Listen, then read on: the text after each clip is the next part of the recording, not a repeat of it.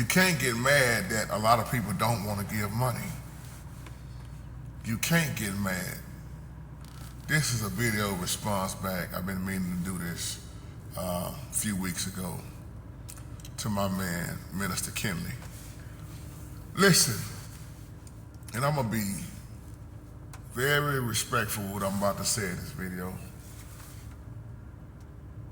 From looking at your email, my brother, it's not the fact that a lot of people don't really want to give. It's the fact that the lifestyle, oh yeah, I'm gonna say it, the lifestyle of those prosperity TV evangelists, whatever you want to call them, they lifestyle and what they have, and then the way they throw it up in people's face and brag about it, look down on you like you nothing. There are people that actually want to give, but they see that type of mess. I'll give you an example. You remember that older interview?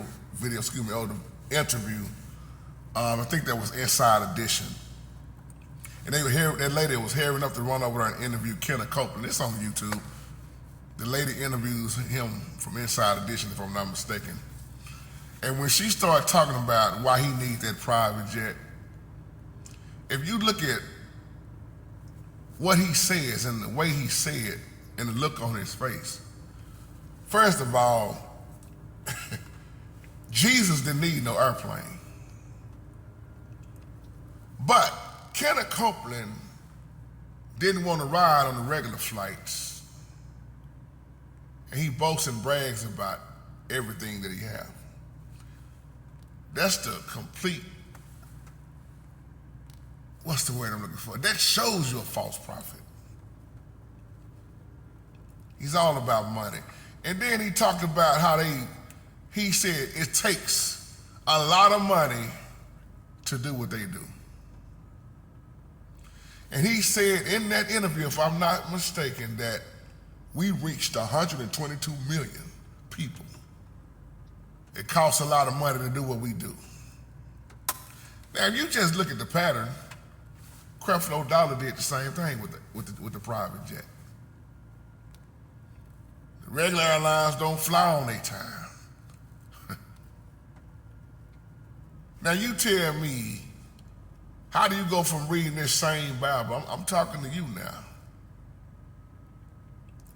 that Christ had a treasurer, wasn't even concerned about counting money.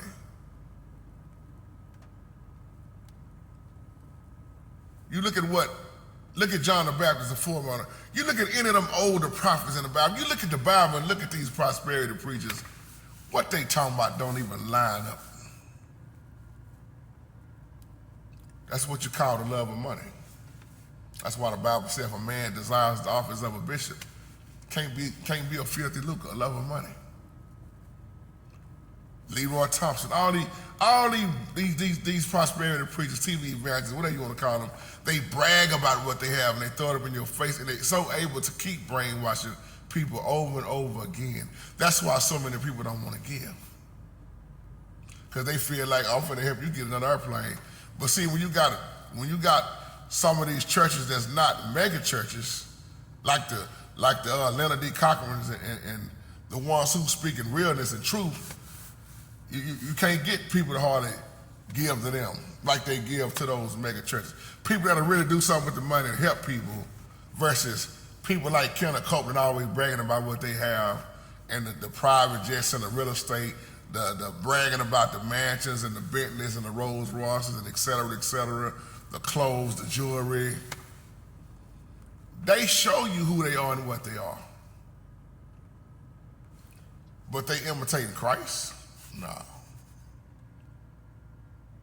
How is it I'm able to sit right here?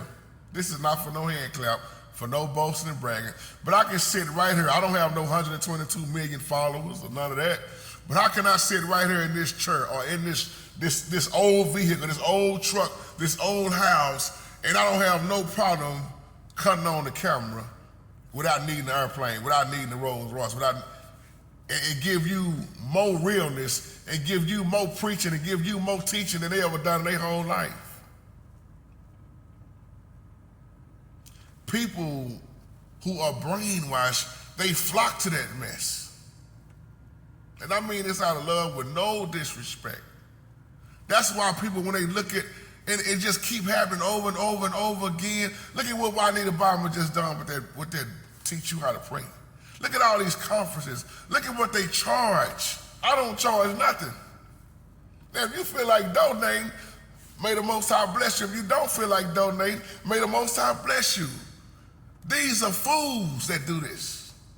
But they use seducing spirits, doctrines of devils. They give you they give you a plan. It's a begging plan. Y'all said it right. Y'all caught that. And you get the plan while they get the blessing. Where your blessing at? Why your house ain't paid for? Why you not driving a brand new car? Why people that give so much to them are struggling and still giving to them? Why they struggling?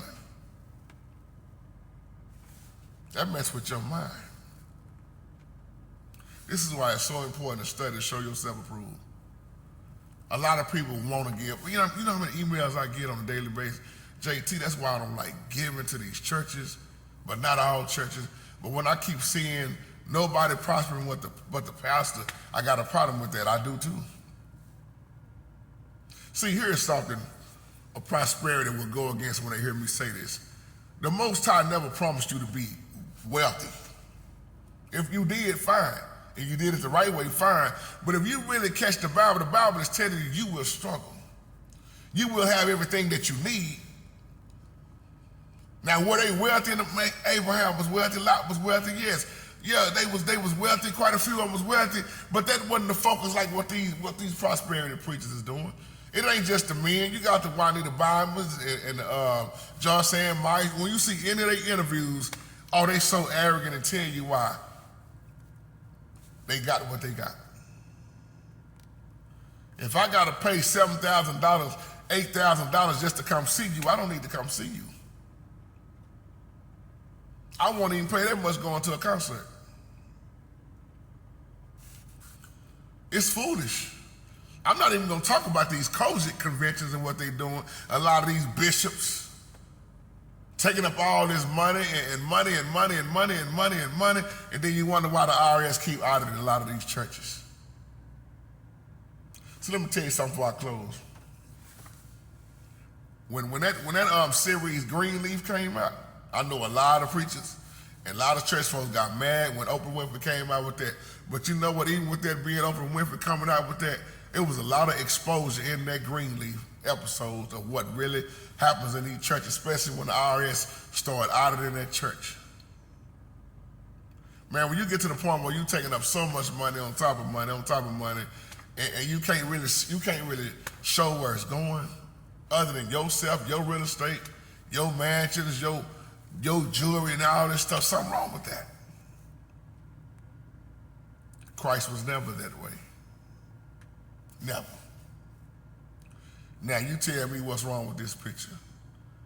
How is it these TV evangelists can continue to brainwash people over and over again because they've been doing it for so long, and half of the people, they just will not wake up? When you can look at this same Bible teach you how to pray, teach you how to live.